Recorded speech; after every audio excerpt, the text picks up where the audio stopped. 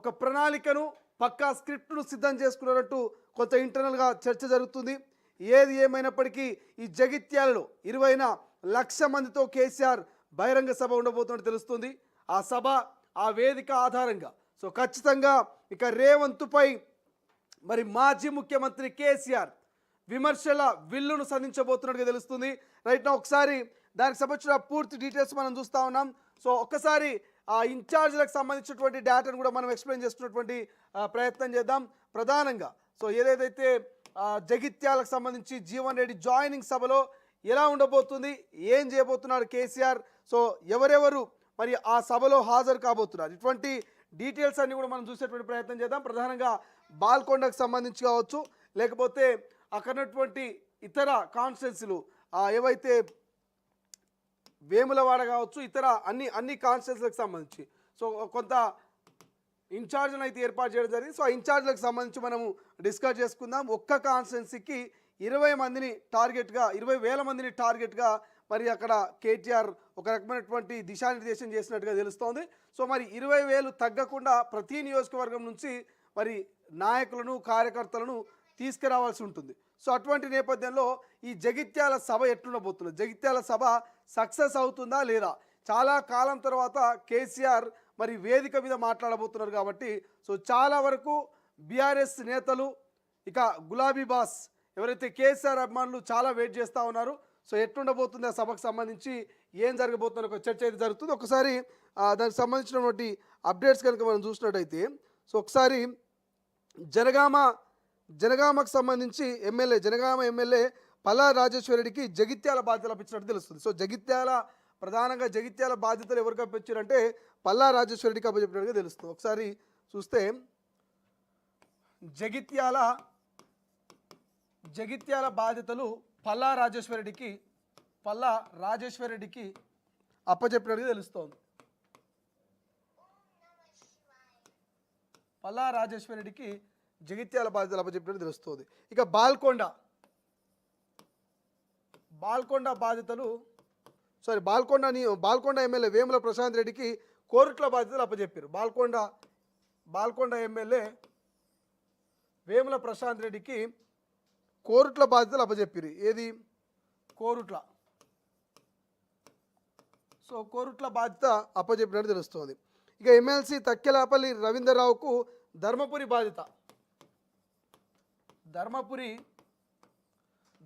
బాధ్యత తక్కెలపల్లికి అప్పచెప్పినట్టు తెలుస్తుంది. తక్కెలపల్లికి ధర్మపురి బాధ్యత. అండ్ బాల్కా సుమన్కు వేములవాడ బాధ్యత. సో వేములవాడ బాధ్యత ఎవరికి? బాల్కా సుమన్కు అప్పచెప్పారు. బాల్కా సుమన్కు వేములవాడ బాధ్యతలు అప్పచెప్పారు. అండ్ ఫైనల్గా చొప్పదండి బాధ్యతలు పెద్ది సుదర్శన్ రెడ్డికి అప్పచెప్పారు. సో మాజీ ఎమ్మెల్యే పెద్ది సుదర్శన్ రెడ్డికి చొప్పదండి బాధ్యతలు అప్పచెప్పారు. చొప్పదండి సో ఈ చొప్పదండి బాధ్యతలు సుదర్శన్ రెడ్డి ఎక్స్ ఎమ్మెల్యే, మాజీ ఎమ్మెల్యే సుదర్శన్ రెడ్డికి. ఇక గాదరి బాలమల్లు మారెడ్డికి మోతేలో సభ నిర్వహణ బాధ్యతలు అప్పచెప్పాడు. సో ఇక్కడ ఎన్ని కనబడుతున్నాయి? 1 2 3 4 5. సో ఇట్లా 5 కాన్స్టిట్యున్సీలకు సంబంధించి మరి 5 మంది కీలక నేతలకు అప్పచెప్పినట్టు తెలుస్తోంది. ఇక్కడ జగిత్యాల బాధ్యతనేమో పల్లా రాజేశ్వరరెడ్డికి, కోరుట్ల బాధ్యతలేమో వేముల ప్రశాంత్కు, ఇక తక్కెలపల్లికి ధర్మపురి, బాల్కా సుమన్కు వేములవాడ, ఎక్స్ఎమ్మెల్యే సుదర్శన్ రెడ్డికి చొప్పదండి. ఇట్లా ఈ 5 నియోజకవర్గాలకు సంబంధించి మరి ఒక్కొక్క నియోజకవర్గం నుంచి 20,000 మంది, ఒక్క నియోజకవర్గం నుంచి 20,000 మంది అంటే ఒక్కో కాన్స్టిట్యున్సీలో దాదాపు 2 లక్షల ఓటర్లు ఉంటారు. సో 2 లక్షల ఓటర్లో 20,000 మంది తీసుకుపోవడం అనేది పెద్ద ప్రాబ్లం ఏమి ఉండదు, పెద్ద రిస్క్ ఏం కాదు. 20,000 మంది ఈజీగా వచ్చేటువంటి అవకాశం ఉంటుంది. ఇట్లా 5 కాన్స్టిట్యున్సీల నుంచి 1,00,000 మంది, సో 1,00,000 మందిని మరి ఈ సభకు తీసుకుపోతున్నట్టుగా తెలుస్తుంది. సో మరి 1,00,000 మంది హాజరవుతారా లేదనేది తెలియాలి, చూడాలి. బట్ 1,00,000 మందిని టార్గెట్ పెట్టిండు కేసీఆర్ అనేది తెలుస్తుంది. ఎందుకు ఈ 1,00,000 మందిని ఎందుకు టార్గెట్ పెట్టిండు? ఒకటి, కేసీఆర్ చాలా కాలం తర్వాత బయటకు వస్తున్నాడు, అసెంబ్లీకి కూడా అటెండ్ కాలే. మరి అటువంటి కేసీఆర్ జగిత్యాలలో పెట్టబోయేటువంటి ఈ బహిరంగ సభ ద్వారా ఈ 2.5 ఏళ్ల కాంగ్రెస్ పరిపాలన మీద ఏం మాట్లాడబోతున్నాడు, ఏ హామీలు నెరవేర్చింది, ఏ గ్యారెంటీలు అమలవుతున్నాయి, పరిపాలన ఎట్లున్నది, ఏ మంత్రి ఎట్లా వ్యవహరిస్తూ ఉన్నాడు, ఏ ఎమ్మెల్యే వ్యవహారం ఎట్లా ఉంది, అసలు మళ్ళీ భవిష్యత్తులో కాంగ్రెస్ వస్తుందా రాదా, ముఖ్యమంత్రి ఇన్ని రోజులు మాట్లాడిన మాటలకు ఎటువంటి కౌంటర్ ఇవ్వాలి, జీవన్ రెడ్డిని పార్టీలో చేర్చుకుంటా ఉన్నాడు కాబట్టి సో జీవన్ రెడ్డి 40 ఏళ్ళు కాంగ్రెస్కి ఏమేం చేసిండు, బీఆర్ఎస్లోకి వస్తే ఏం చేయబోతున్నాడు, జీవన్ రెడ్డి తోటి మరి కాంగ్రెస్ పార్టీ ఎట్లా పతనం కాబోతున్నది. ఎందుకంటే జీవన్ రెడ్డిని ఖచ్చితంగా ఒక ఆయుధం లెక్క వాడతాడు కేసీఆర్. జీవన్ రెడ్డి ఆషామాషి వ్యక్తి కాదు. దాదాపు 40 సంవత్సరాలు కాంగ్రెస్ పార్టీకి జగిత్యాలలో సేవ చేసిన వ్యక్తి, 40 సంవత్సరాలు మరి కాంగ్రెస్ను జగిత్యాలలో కాపాడిన వ్యక్తి, సీనియర్ మోస్ట్ లీడర్, ఆల్మోస్ట్ అన్ని పదవులు ఎమ్మెల్సీగా, ఎమ్మెల్యేగా, మంత్రిగా అన్ని రకాలుగా పనిచేసిన వ్యక్తి. మరి అటువంటి సీనియర్ దగ్గర ఎంత నాలెడ్జ్ ఉండాలి, ఆయన ఎట్లా ఉపయోగించుకోవాలి. సో సాధారణంగానే కేసీఆర్ చేతిలో ఎవరైనా పడ్డరా అంటే ఖచ్చితంగా కత్తి కావాల్సిందే. మరి జీవన్ రెడ్డి ఆల్రెడీ కత్తి, మరి ఆ కత్తికి పదును పెట్టి ఇంకెట్లా మారుస్తాడు, ఎట్లా జీవన్ రెడ్డిని వాడతారు అనేది ఒక చర్చ. కాంగ్రెస్ వాళ్ళేమో పోతే పోని జీవన్ రెడ్డికి 75 ఏళ్ళు వచ్చినాయి, మస్తు సార్లు బీఫామ్లు ఇచ్చినాం, మస్తు పదవులు ఇచ్చినాం ఆయనకు, ఆయన పోతే మాకేమవుతుంది అనేది ఒక లైన్లో ఉన్నది కాంగ్రెస్ పార్టీ. కానీ కేసీఆర్ ఏమనుకుంటున్నాడు, old is gold but can all be old అంటారు, old is gold but can all be old అంటారు. పాతది చాలా బంగారం లాంటిది, బట్ ఆ బంగారం మళ్ళీ పాతది కదా అంటారు. అట్లా old is gold but can all be old అంటారు. అట్లా బంగారం లాంటి వ్యక్తి ఈ జీవన్ రెడ్డిని మేము ఎట్లా వాడాలో అట్లా వాడతాం. జగిత్యాల, కరీంనగర్ జిల్లాలో బీఆర్ఎస్ మార్కును చూపిస్తామనేటువంటి ఒక చర్చ అయితే జరుగుతూ ఉంది. కాబట్టి సో మరి జీవన్ రెడ్డికి సంబంధించి ఏం జరగబోతుంది, ఆ జీవన్ రెడ్డి వేదిక మీద ఏం మాట్లాడబోతున్నాడు. మొన్ననే జీవన్ రెడ్డి కేసీఆర్తో లంచ్ ప్రోగ్రాం తర్వాత కొన్ని కామెంట్ చేసింది. ఏమన్నాడు, ప్రజలు ఇవాళ రేవంత్ రెడ్డి పోవాలి, కేసీఆర్ రావాలని అనుకుంటున్నారని ఒక కామెంట్ చేసిండు. సో చాలా చాలా చర్చగా మారింది ఆ అంశం. కాంగ్రెస్ భవిష్యత్ అంతా కూడా అంధకారణ్యమే అంటూ కామెంట్ చేసిండు జీవన్ రెడ్డి. కేవలం కేసీఆర్తో 6 గంటలు మాట్లాడి భోజనం చేసిన తర్వాత జీవన్ రెడ్డి నోట్లో నుంచి వచ్చినటువంటి మాటలు. మరి ఇవాళ జీవన్ రెడ్డి కారు ఎక్కబోతున్నాడు, కండువా కప్పుకోబోతున్నాడు, కేసీఆర్ పక్కన కూర్చొని కేసీఆర్తో పాటు ఆ వేదిక మీద నుంచి జగిత్యాల ప్రజలకు నేను కొత్త పార్టీలో చేరినా మనం కొత్తగా మళ్ళీ మొదలు పెడతా ఉన్నాం అనేటువంటి ఒక కోణాన్ని, మీకు నేను ఉన్నాననేటువంటి ఒక భరోసాని ఇవ్వబోతున్నాడు. మరి అటువంటి జగిత్యాల సభకు ఎటువంటి ప్రణాళికలు సిద్ధమవుతున్నాయి. రైట్ నా ఒకసారి మా ప్రతినిధి సురేష్ ఉన్నాడు, సురేష్తో కూడా మాట్లాడే ప్రయత్నం చేద్దాం. సురేష్, జగిత్యాల సభకు ఏర్పాట్లు జరుగుతున్నట్టు తెలుస్తున్నది, ఇప్పటికే ఇన్ఛార్జ్లను కూడా కేటీఆర్ వేసినట్టు తెలుస్తున్నది. ఎట్లుండబోతున్న సభ సక్సెస్ అయ్యే అవకాశం కనబడుతున్నదా, 1,00,000 మంది వచ్చే ఛాన్స్ ఉన్నదా? థ్యాంక్ యూ శ్రీజలం. ఇప్పటికైతే జగిత్యాల జీవన్ రెడ్డి జాయినింగ్ సంబంధించి కేసీఆర్ కూడా చాలా సీరియస్ గా తీసుకున్నారు. వర్కింగ్ ప్రెసిడెంట్ కేటీఆర్ ఎప్పటికప్పటికి జగిత్యాల సభను సక్సెస్ చేయాలని చెప్పేసి చుట్టుపక్కల జిల్లా వాళ్ళతో కూడా మీటింగ్ ఎక్కడికే కండక్ట్ చేశారు. దానికి సంబంధించి కొందరు ఇన్ఛార్జీలు కూడా వేశారు.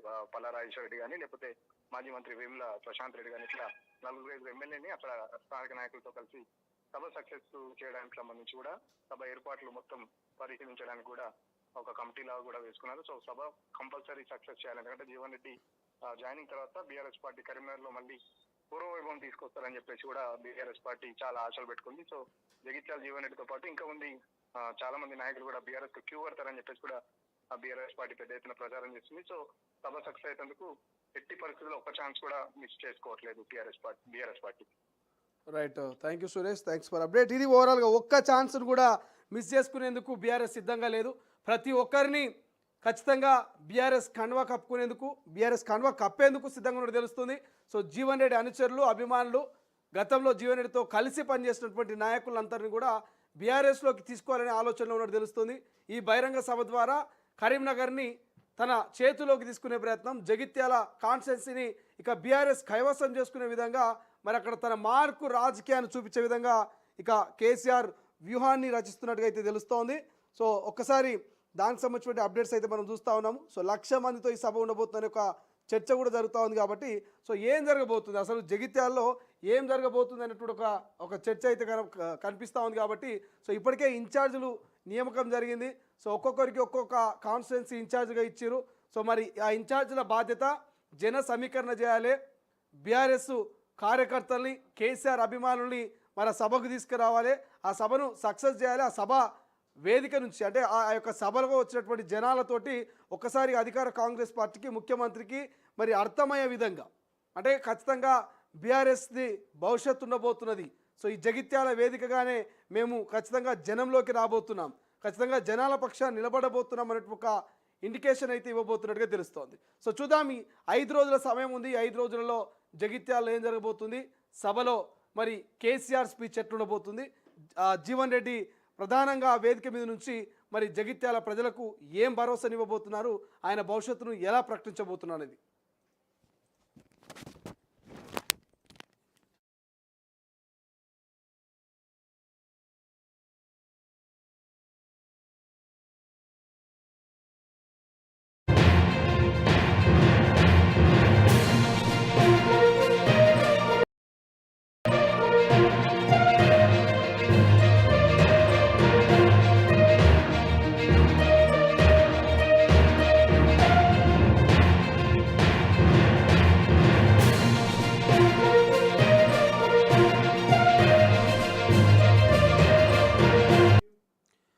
బ్రేకింగ్ న్యూస్ చూస్తున్నాం. ఇక ముఖ్యమంత్రి రేవంత్ రెడ్డిపై బీఆర్ఎస్ అధినేత మాజీ ముఖ్యమంత్రి కేసీఆర్ యుద్ధాన్ని ప్రకటించారు.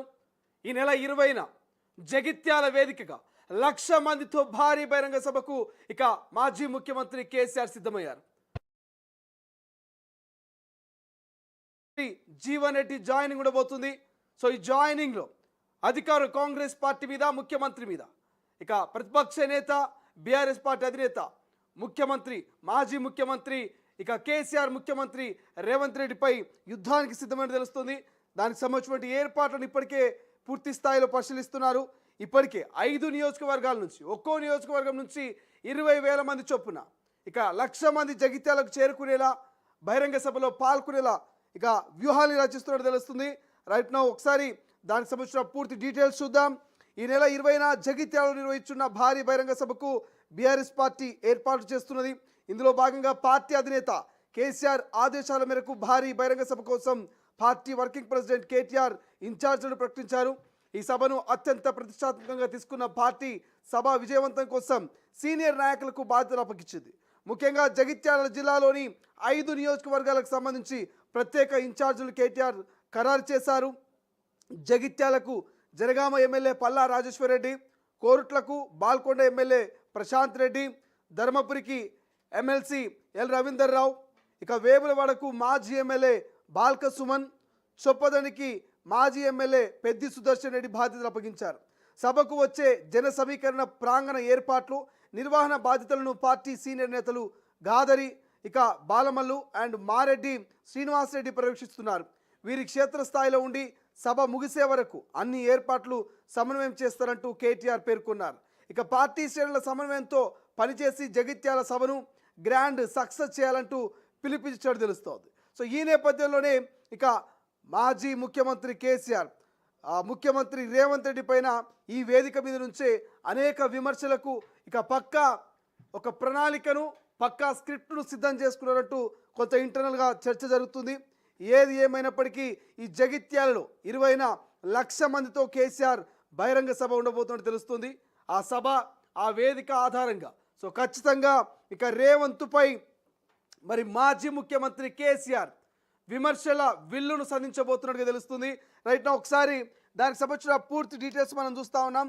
సో ఒక్కసారి ఆ ఇన్ఛార్జ్లకు సంబంధించినటువంటి డేటాను కూడా మనం ఎక్స్ప్లెయిన్ చేస్తున్నటువంటి ప్రయత్నం చేద్దాం. ప్రధానంగా సో ఏదైతే జగిత్యాలకు సంబంధించి జీవన్ రెడ్డి జాయినింగ్ సభలో ఎలా ఉండబోతుంది, ఏం చేయబోతున్నారు కేసీఆర్, సో ఎవరెవరు మరి ఆ సభలో హాజరు కాబోతున్నారు, ఇటువంటి డీటెయిల్స్ అన్ని కూడా మనం చూసేటువంటి ప్రయత్నం చేద్దాం. ప్రధానంగా బాల్కొండకు సంబంధించి కావచ్చు, లేకపోతే అక్కడటువంటి ఇతర కాన్స్టిట్యున్సీలు ఏవైతే వేములవాడ కావచ్చు, ఇతర అన్ని కాన్స్టిట్యున్సీలకు సంబంధించి సో కొంత ఇన్ఛార్జ్ను అయితే ఏర్పాటు చేయడం జరిగింది. సో ఆ ఇన్ఛార్జ్లకు సంబంధించి మనము డిస్కస్ చేసుకుందాం. ఒక్క కాన్స్టిట్యున్సీకి 20 మందిని టార్గెట్గా, 20,000 మందిని టార్గెట్గా మరి అక్కడ కేటీఆర్ ఒక రకమైనటువంటి దిశానిర్దేశం చేసినట్టుగా తెలుస్తోంది. సో మరి 20,000 తగ్గకుండా ప్రతి నియోజకవర్గం నుంచి మరి నాయకులను, కార్యకర్తలను తీసుకురావాల్సి ఉంటుంది. సో అటువంటి నేపథ్యంలో ఈ జగిత్యాల సభ ఎట్లుండబోతుంది, జగిత్యాల సభ సక్సెస్ అవుతుందా లేదా? చాలా కాలం తర్వాత కేసీఆర్ మరి వేదిక మీద మాట్లాడబోతున్నారు కాబట్టి సో చాలా వరకు బీఆర్ఎస్ నేతలు ఇక గులాబీ బాస్ ఎవరైతే కేసీఆర్ అభిమానులు చాలా వెయిట్ చేస్తూ ఉన్నారు. సో ఎట్లుండబోతుంది ఆ సభకు సంబంధించి ఏం జరగబోతుందో ఒక చర్చ అయితే జరుగుతుంది. ఒకసారి దానికి సంబంధించినటువంటి అప్డేట్స్ కనుక మనం చూసినట్టయితే సో ఒకసారి జనగామకు సంబంధించి జనగామ ఎమ్మెల్యే పల్లా రాజేశ్వరరెడ్డికి జగిత్యాల బాధ్యతలు అప్పించినట్టు తెలుస్తుంది. సో ప్రధానంగా జగిత్యాల బాధ్యతలు ఎవరికి అప్పించారంటే పల్లా రాజేశ్వరరెడ్డికి అప్పచెప్పినట్టుగా తెలుస్తుంది. ఒకసారి చూస్తే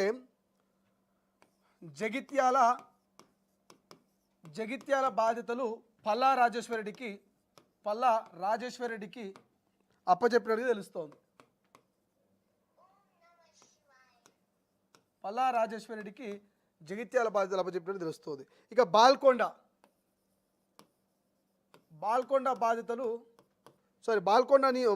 ఎమ్మెల్యే వేముల ప్రశాంత్ రెడ్డికి కోరుట్ల బాధ్యతలు అప్పచెప్పారు. బాల్కొండ ఎమ్మెల్యే వేముల ప్రశాంత్ రెడ్డికి కోరుట్ల బాధ్యతలు అప్పచెప్పారు. ఏది కోరుట్ల.